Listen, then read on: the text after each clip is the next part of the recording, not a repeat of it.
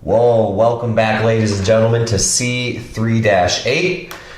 Today might feel a little bit like a day off because I have a few new derivative rules for you. Looks like there's 6 right here, but actually there's 3. You just get 2 for the price of 1.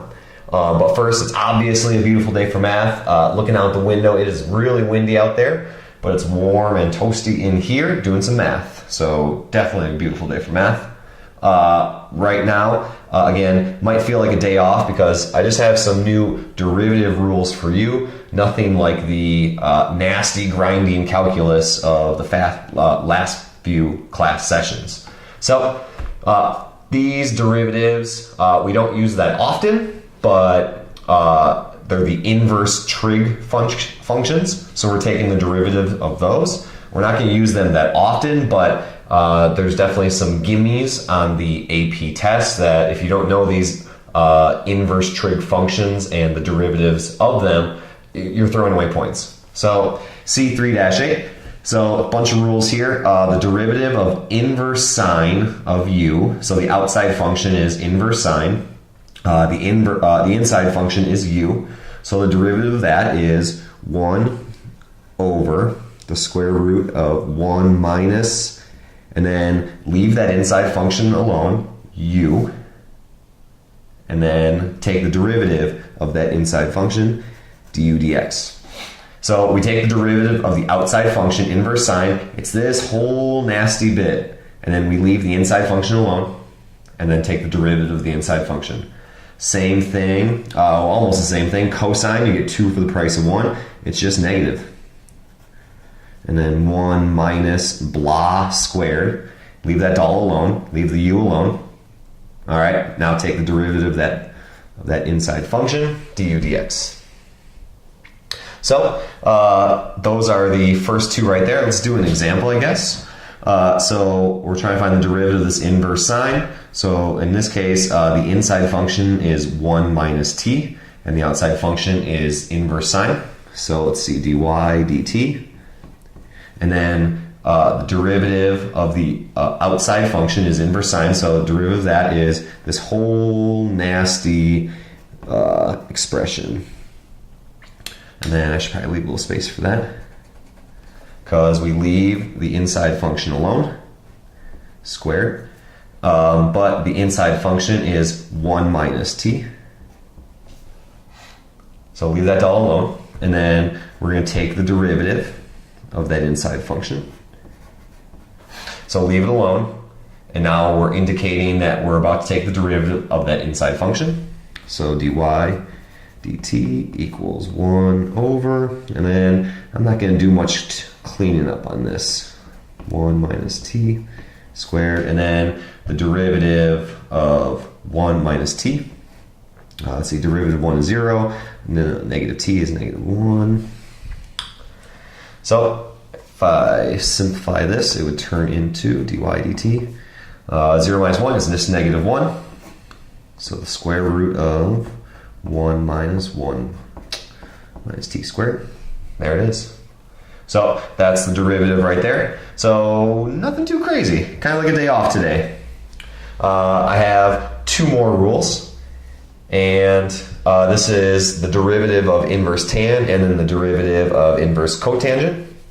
So here we go, might as well just do it. 1 plus and then u squared. So we take the derivative of the outside function, inverse tan, it's this whole nasty piece. Leave the u alone, that's the inside function. And then take the derivative of that inside function. So out pops the next doll. And cotangent, we get 2 for the price of 1. It's just negative. 1 plus u squared, and then du dt.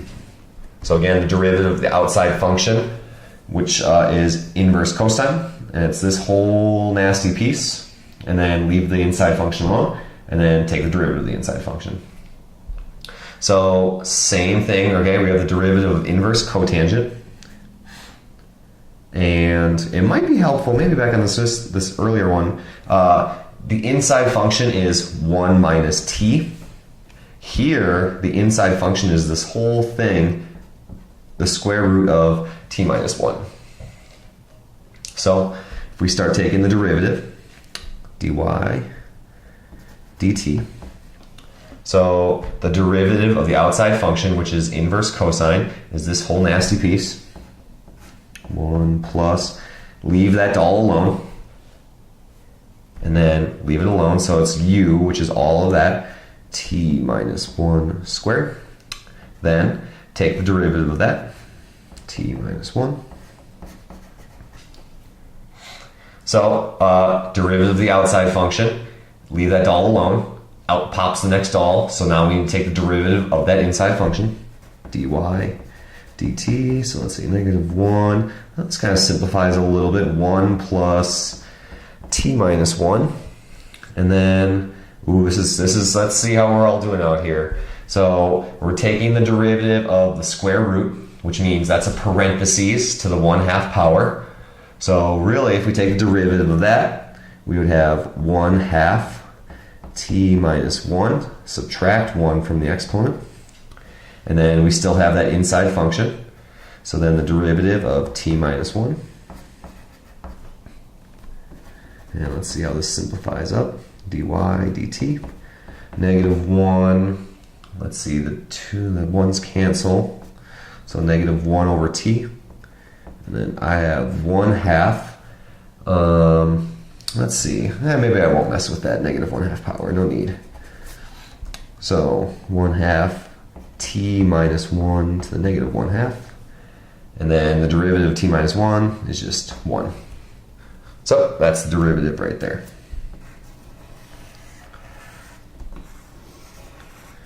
Kind of like a day off, just applying these new rules. I have 2 more for you, and the derivative of secant, inverse secant, and the derivative of inverse cosecant. And oof, this one looks nasty. But in the context of the other ones, it's not so bad. So again, inside function is u. The outside function is inverse secant. So take the derivative of the outside function, inverse secant. It's this whole nasty piece. 1 over the absolute value of the inside function. Leave that inside function alone. And then the square root of u squared minus 1. And then we've taken the derivative of the outside function. Leave that all alone, so leave the u alone. But then chain rule still applies. Take the derivative of the inside function, du dx. And then we get 2 for the price of 1. So inverse cosecant is just the negative. So again, absolute value of u, the square root of u squared minus 1. Leave that all alone. Then take the derivative of the inside function, du dx. And let's see what we got here. So one more example problem to wrap this up. So let's see, find the derivative, a little bit of a misprint here, find the derivative with respect to t, that should read dy dx, because the inside function, the variable there is an x. So let's see, that means inside function is x over 2, which is really 1/2 x. So we take the derivative of that, that's inverse cosecant, so it's that whole nasty, that's nasty. dy dx equals, so it's negative 1, absolute value, leave that all alone, of whatever was inside of there, so x over 2. And then x over 2 squared minus 1. Then don't forget we still need to take the derivative of that outside function, so leave that all alone. Then take the derivative of that. So derivative of x over 2 with respect to x. So out pops that next alt. dy dx equals, so let's see, negative 1. Not much to do here to simplify. I'm just going to leave everything alone. X over 2 squared minus 1. And then times the derivative of x over 2, which is just 1/2. Boom. So kind of like a day off, just 3 new rules, actually 6, 3 new rules for you, kind of like a day off. Next time's glue-in will be the last one, and it will be similar, just a grip of some new rules for you to use, we're wrapping this chapter up. Let's go.